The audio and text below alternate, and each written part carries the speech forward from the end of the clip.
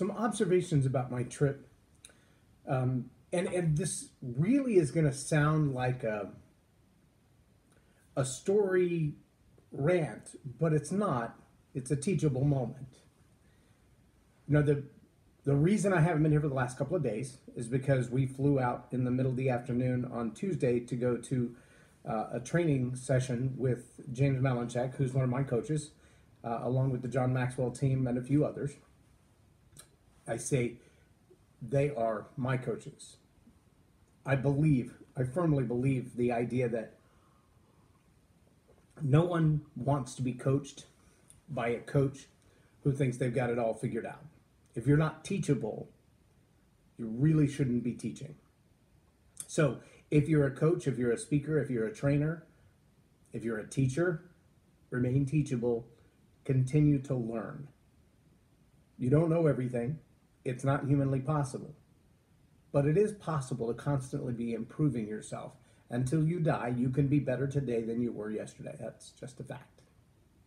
So on our way to see the coach, one of the things that we wanted to do with the holiday season and the end of the year and the sales being slow is to make sure that we maximize every penny to travel in a way that didn't spend a lot of money. And aside from our airfare, we did that very well.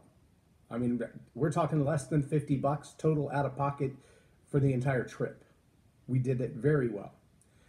For the airfare, we had the option of several different airlines, of course, and we chose to fly a particular airline and to fly what's now labeled as basic economy.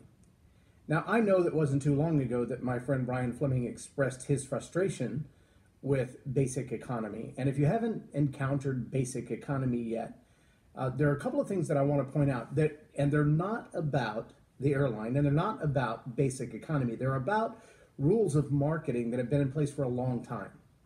For a long time.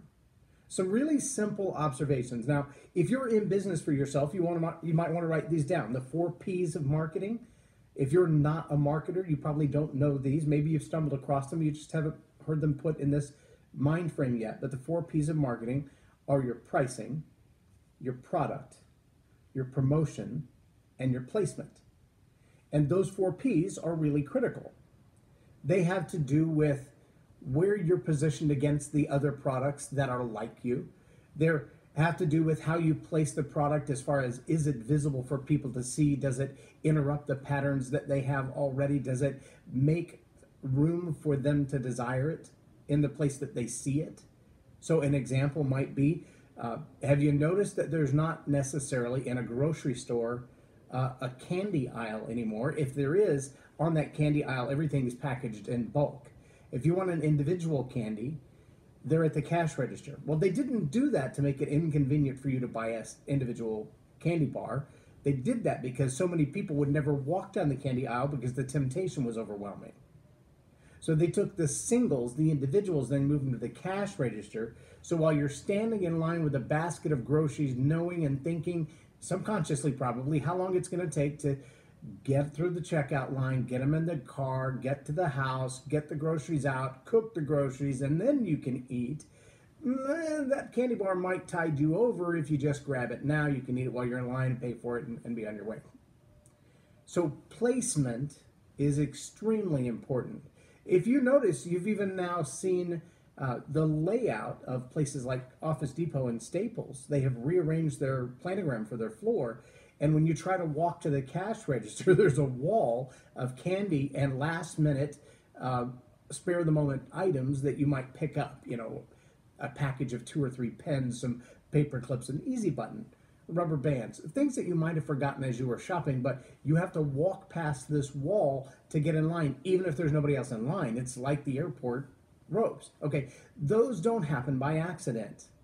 Neither does it happen by accident now in more modern times as airport terminals have been rebuilt. Now, I've flown in and out of old terminals. I mean 1950s and 60s in the Congo, where you just basically walk in and there's a circle of terminals that go all the way around. And so it's gate 1, 2, 3, 4, 5, 6, 7, 8, 9, 10, and there may be another terminal. Let me use the right language. There might be another terminal on the other end of the building, but if you walk in the building, you can go left to gate 1 through 37 and right to gate 38 through 52. and they're all just right there in a pod where the aircraft can pull up around them. Modern day, they have laid out many of the terminals like you would lay out a grocery store. When you walk in the door, the bread is in this corner, the eggs are in this corner, the milk is in another place, the frozen foods are in another place, and the produce is in another place. The reason for that is simple. They want to make sure that you have to walk up and down as many aisles as possible. Some places have even taken what would normally be the bread and cookie aisle and placed it in 2 or 3 places in the middle of an aisle that it doesn't seem to make sense. So you see things like the aisle where peanut butter and jelly are is also the bread aisle. So if you're going to buy peanut butter and jelly, you don't forget the bread. If you're going to buy bread, you might think to get peanut butter and jelly as well. That's placement, that's positioning. Where you are on the shelf is relative. Now, if you're an information marketer, if you're a coach, if you're a speaker, if you're a trainer, all of those same things apply. They just look a little different. Well, there's some other things that fit into that pricing, product, placement, promotion quadrant as well. And one of those things, you got to stay with me for a minute because this is a little bit, seems esoteric. It's not. There's a thing that many of my coaches have taught me, and I've heard it, and I've used it in sales. And it's called the takeaway sale. The takeaway close, the takeaway sale basically says, this is probably priced out of your market. Or, you know, I'm not even sure I want you as a client. I'm not sure that you're willing to do what's necessary to make this successful. And so when you think through those ideologies, what they're not really trying to say is you are of no value to me or that you're of no value at all.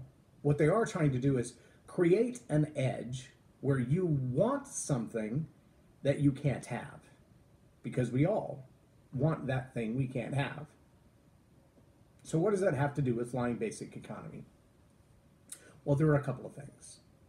The first notice to me that this was a marketing ploy more than anything else was the fact that if you buy a basic economy ticket on any airline, you cannot upgrade out of it. You're stuck with it. You can cancel your flight and lose 100% of your money, but you can't get out of it.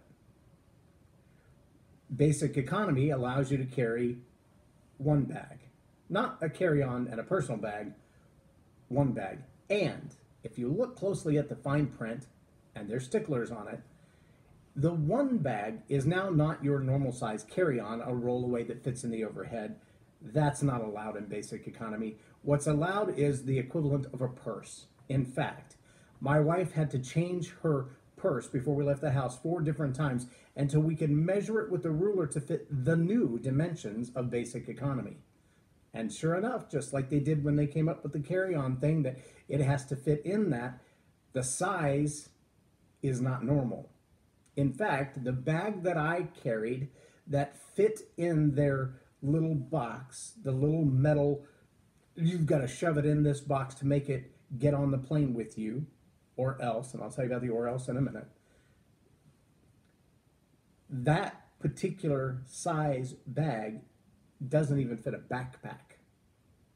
We have dozens of backpacks because we have lots of kids and grandkids. And nothing that would hold anything the size of an iPad would fit in the basic economy box. So I had to finagle a briefcase book bag, a messenger bag that was a very small messenger bag.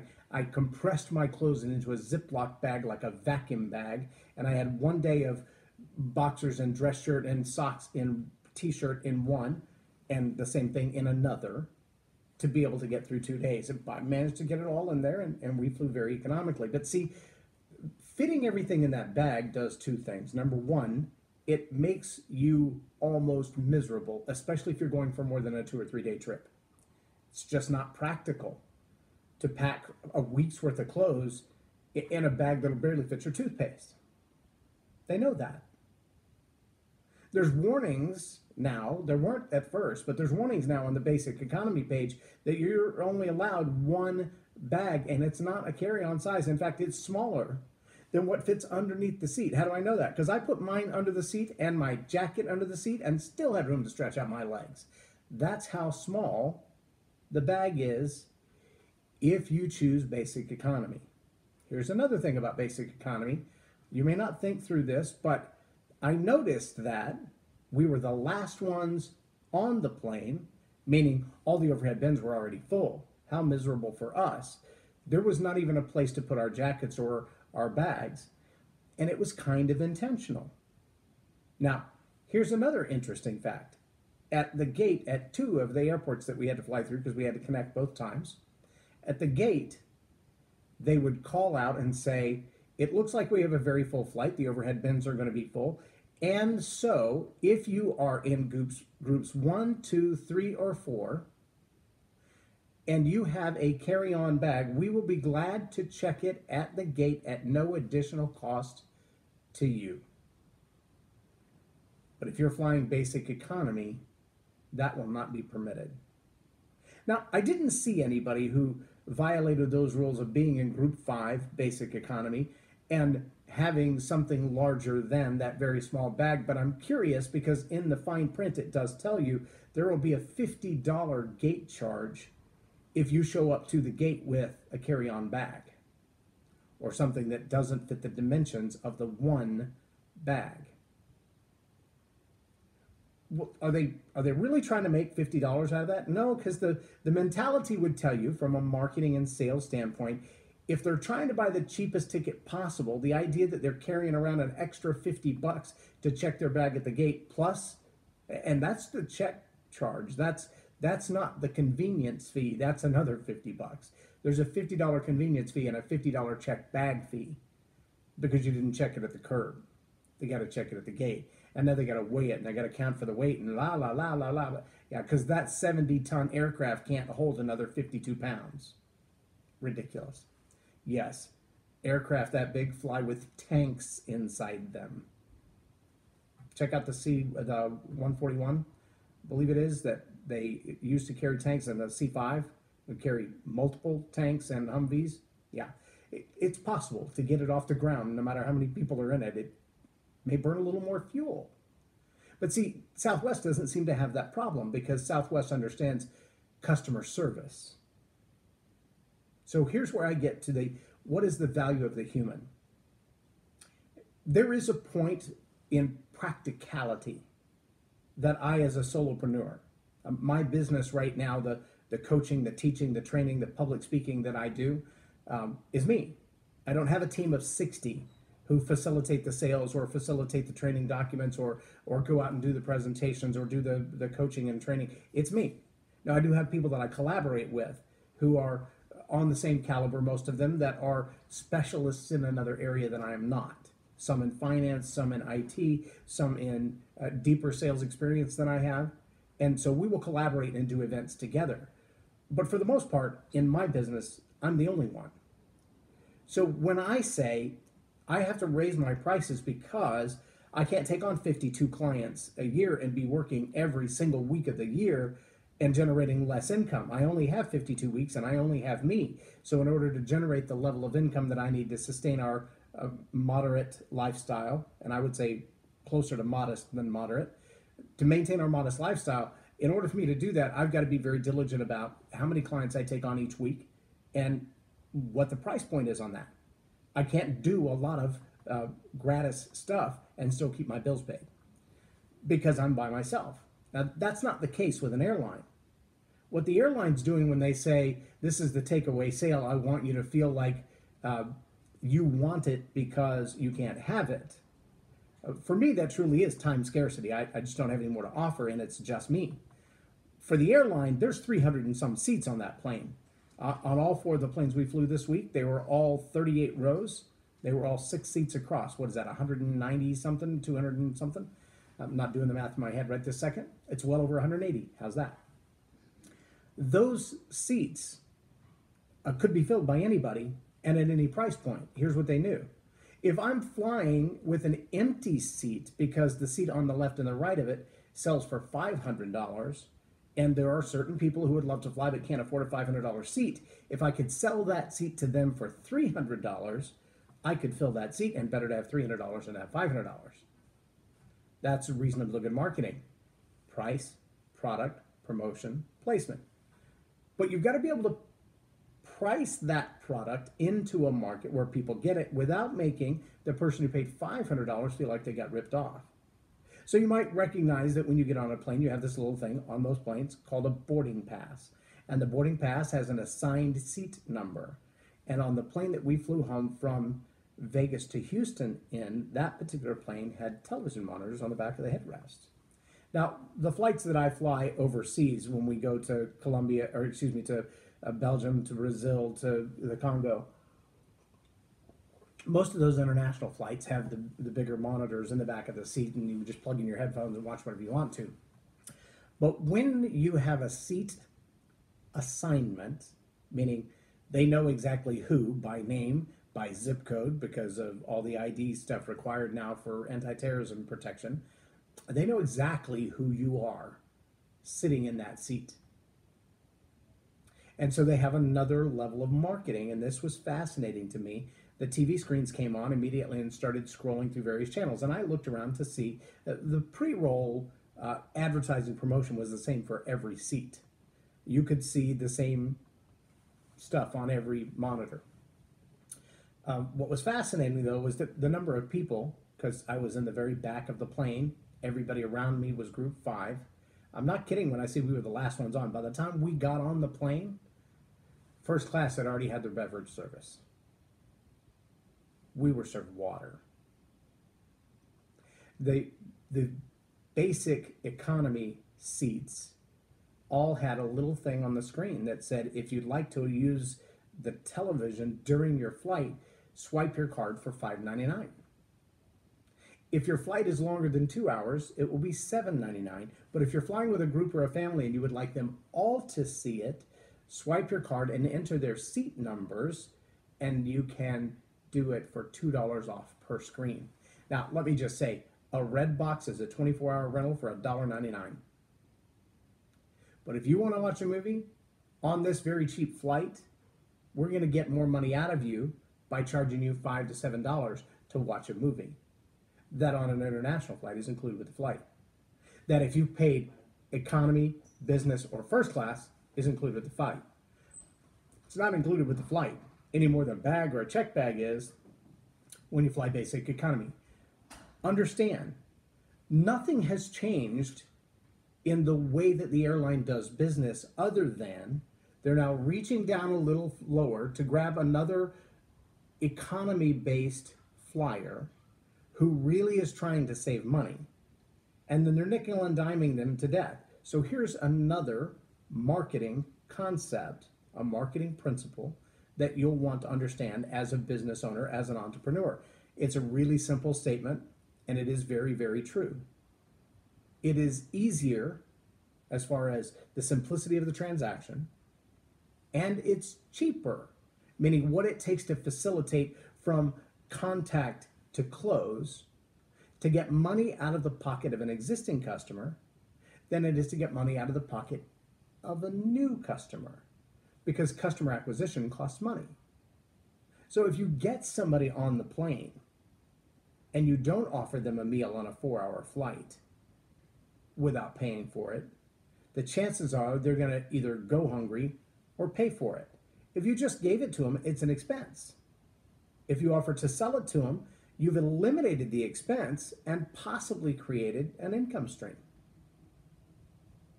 But it's hard to sell airplane meals to people in the terminal because you got a lot more competition. It's also very hard to sell an airplane meal to a person who just had lunch sitting at their desk because they're not hungry now. It's only after 90 minutes in security and wandering around the terminal and racing to get to the gate, because gate 15 and gate 14 have 16 shops and 13 restrooms between them, even though 13, 14, 15 should seem like they'd be pretty close to each other. And isn't it ironic that 3 of the gates at the terminal that you landed at, the 4, 5, 6 right next to each other, you came in on 6, but you can't get on 3, 4, 5, or 9. You've got to go all the way to 15, which is 150 yards away, past all the shops and all the restaurants and all the bling bling where you might buy a $400 watch that's worth $57. It's marketing. They want you to get off the plane and walk through their mall and get back on another plane. There's money in it. There's huge money in it. They want you to buy an $11 Reuben sandwich that you would normally pick up in a 7-Eleven for $3. That's the norm. And it's their marketing. It's the way that they make money. It's the way they make profit. Because apparently fuel costs too much now. Even though it's come back down, the fuel surcharge hasn't seemed to come off the cost of tickets. Isn't that weird? At one time it was close to $5 a gallon. It's not now. On that note, it does still crack me up that you used to be able to get a quart of oil, a little plastic bottle of oil that you pour into your lawnmower or your car for 79 cents a quart. That made sense. 79 cents, 4 quarts in a gallon. That would be $2.80 a gallon. That's still pretty expensive. But now, a quart of the same oil is $5 to $7. Nobody seems to complain about that. You got a $40 oil change. Why is that? Because you're paying $7 a quart for oil. If you do the math on that, you'd be paying close to $30 a gallon for gasoline, because for what it's worth, gasoline is made from oil. The gasoline is the more refined, more expensive part of that. Go figure. But it's marketing. If you can get away with charging it from a customer who has to have it, take it, right? If you can make them feel like I'm sick of flying at the back, sitting next to the latrine, in the smallest seats on the plane, crowded in, I have to pay extra for a drink, I have to pay extra for a meal, I have to pay extra to take my luggage, I have to pay extra to watch a show. If you added up all those extra charges, would it be the same price to fly regular economy as basic economy? How much more would you have to charge or pay to fly first class? Aha, but here's the challenge. Remember, basic economy serves two purposes for the airline. The first of which is they've knocked the price down to attract a customer that normally wouldn't fly because that seat would be $500 or $600. They know they can't fill those seats at $500 or $600 because they've had no success at it in the past. But they can fill them at $150 to $200 all day long. It's an entirely different class of customer.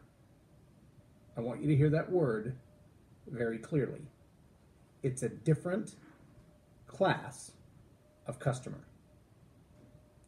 They don't treat you like economy class or business class or first class, but they also have limited numbers of seats in first class and limited numbers of seats in business class.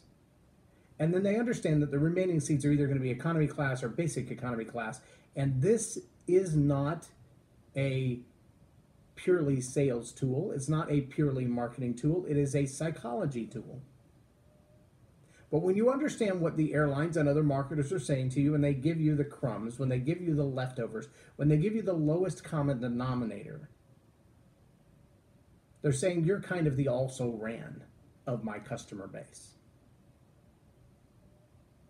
If you want elite service, you have to pay for it up front. If you want to get the best coaching program, the best public speakers, the best trainers, the best books, they're going to cost you more.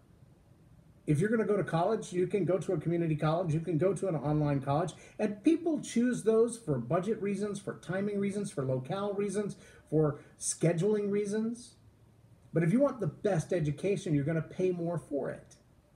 You're going to get more inconvenienced up front to get better quality in the end. SMU, TCU, Dallas Community College, they might even teach out of the same textbooks with the same caliber of teacher. But the quality of education is a smaller classroom. It's more in-depth study. It's a different learning environment. It's a different moniker on your resume. When people say, so you have an MBA, where did you get it? Oh, Joe Schmo College. Oh, you got it from Princeton or Harvard or TCU or University of Texas. Those carry a little more weight. An MBA is an MBA, right? If you know, you know. If you understand, you understand. If you can apply, you can apply. Who cares where you got the knowledge? Is that really true? I think a lot of people care where you got the knowledge. A lot of people care where you got the knowledge. John Maxwell says it's not just what you learn, it's who you learn from. Because what if the person who taught you is an idiot? It can happen. What if they had an agenda? It can happen. What if they had a bias and they were wrong? It can happen. Basic economy is about understanding that human psychology places a value on self versus money. We all do. Do I deserve to drive that new car? Could I find a way to pay for that? So for the last couple of years, I've had a ritual of sorts that I do this video and then I isolate myself for reading time, but I like to isolate myself in public, if that makes sense. I like to be somewhere there are other people around so that I don't get lazy or I don't get bored or I don't fall asleep. And that's when I do my reading time, usually for an hour or two, and I'll study whatever is in my repertoire for the day. Right now I'm working on a book called Life Quest. Almost done with that one, ready to move on to the next one. The challenge with that is that I do that at Starbucks, which means I spend a couple of bucks on coffee every day. And my wife told me this morning, she said, you know, the gym that we've been considering is running a special for $0 down and $29 a month. And I thought, I don't know if I can squeeze $29 a month out of any place in my budget. And instantly my conscience, my Holy Spirit said, yeah, you could squeeze it out of your coffee cup because you spend about that every month at Starbucks. Okay, I do go to Starbucks and I do meet customers and I do meet potential clients there and I do find business there from time to time. I've gained some speaking engagements from random strangers that I met at Starbucks. But there's a truth to the fact that it's not that I can't, quote unquote, afford the $29 a month. It's where would I get it from? And where would I get it from is a shift of priorities. There are probably a couple of other things that I could live without in that $29 a month range, $1 a day. There are probably a couple of things that I could squeeze out, some software apps that I pay for extra storage or something of that nature that if I added them all together and just got rid of them, I could probably come with that $29. So at that point, we realize it's an excuse, right? Well, are we paying for convenience? Are we paying for results? What are we paying for?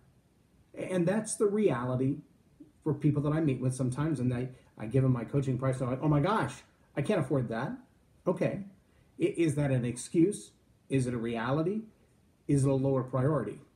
And I'm not judging. I'm just asking you to ask yourself the question.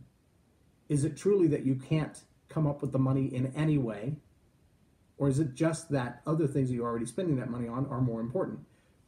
It's totally your choice. But your choices shouldn't change my value. And that's the lesson of basic economy. If basic economy treats you like a lower value client because they're saying to you, the value of our seat on our plane hasn't changed. How you will eventually get to pay that full price is totally up to you. You can pay it when you buy your ticket, or you can pay it through bag fees, bag handling fees, convenience fees, meal fees, watching a video fees, headphone fees, all those things that everybody else gets included in their seat for free because you're taking up an empty seat and trying to fly as cheap as you can. All of those things are an extra cost to you. Truly, I do the same thing. If you come to me and say, well, I really don't want to do coaching, but I want to buy that online training program. Okay, well, you can get the online training program, but the 67 questions that you're going to have, because it's pretty intense stuff, they don't come with that. Right? You don't buy the $99 package and then call me 6 times a month and ask me to explain something deeper. But if you're a coaching client gets that $99 package for free. It's included. If you're a coaching client, all of those programs are included if they're within the realm of the coaching that we're doing, whether it's communications coaching or leadership coaching. As long as we're working on that, all of it's included. You can pick my brain all you want to while we're in a session. Ask me anything you want to. Most of them I'll give you an answer to.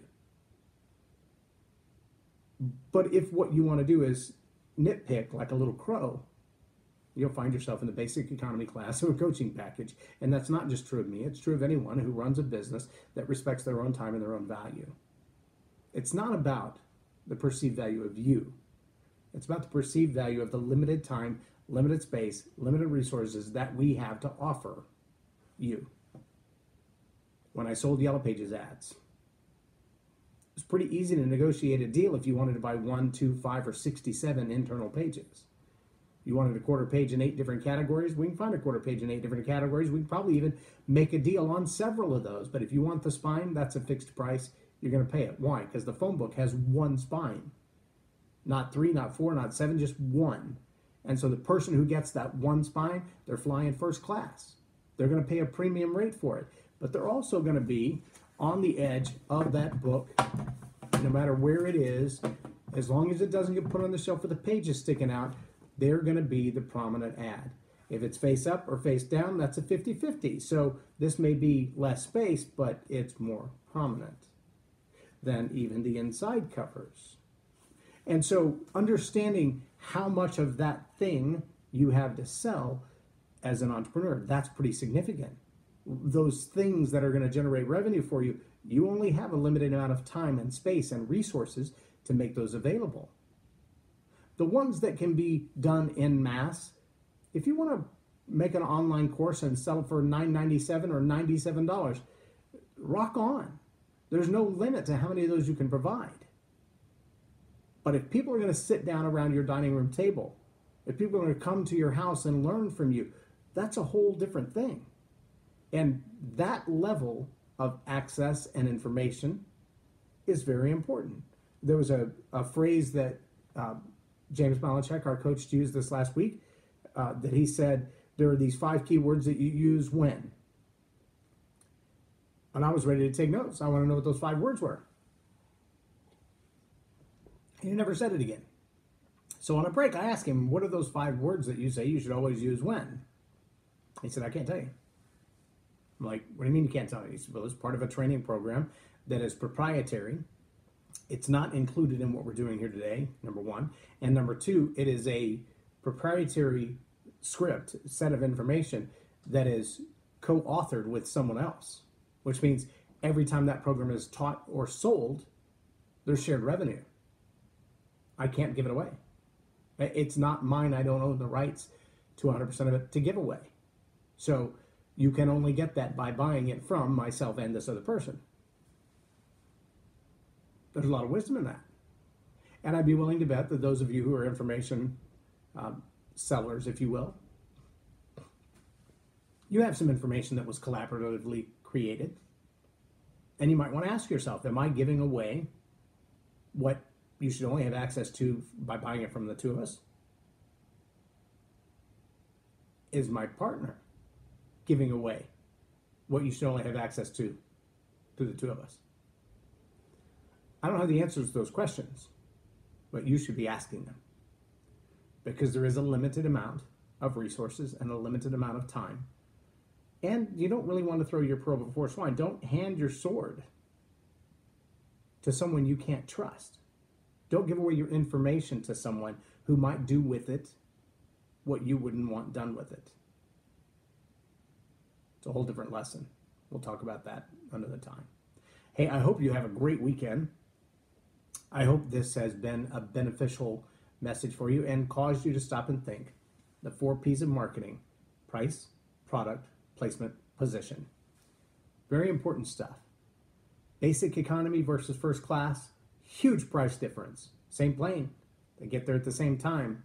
One enjoys all the luxuries and a lot of space. The other one is pretty inconvenient.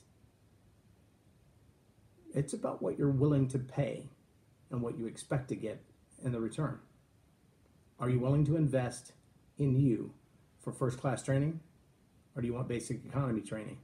Do you see yourself as worthy of that level of investment, or do you not? That's totally up to you. But those are my questions for you today. I'm J Loren Norris, and you've been watching Tell It Like It Is TV. For what it's worth, there are a couple of golden nuggets in the live Facebook video that I did as an interview with James Malinchak before we left Las Vegas. After an entire day of training, he gave us just a couple of minutes. I think it was 12 or 13 minutes long. It's nothing too lengthy. It's on my Facebook fan page, or on my Facebook personal profile page.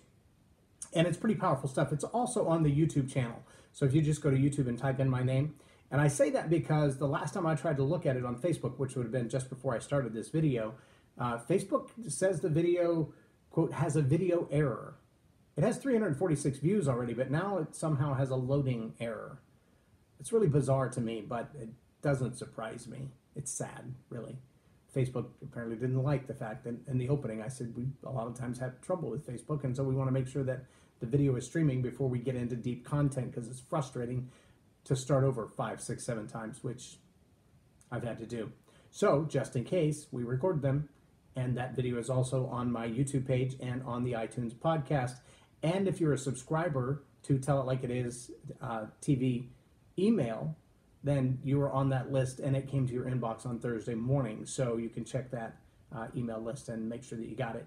You can go to iTunes podcast, search my name and get it. You can go to YouTube and search my name and get it. You may not be able to get it from Facebook anymore because they have an issue. I don't know what it is.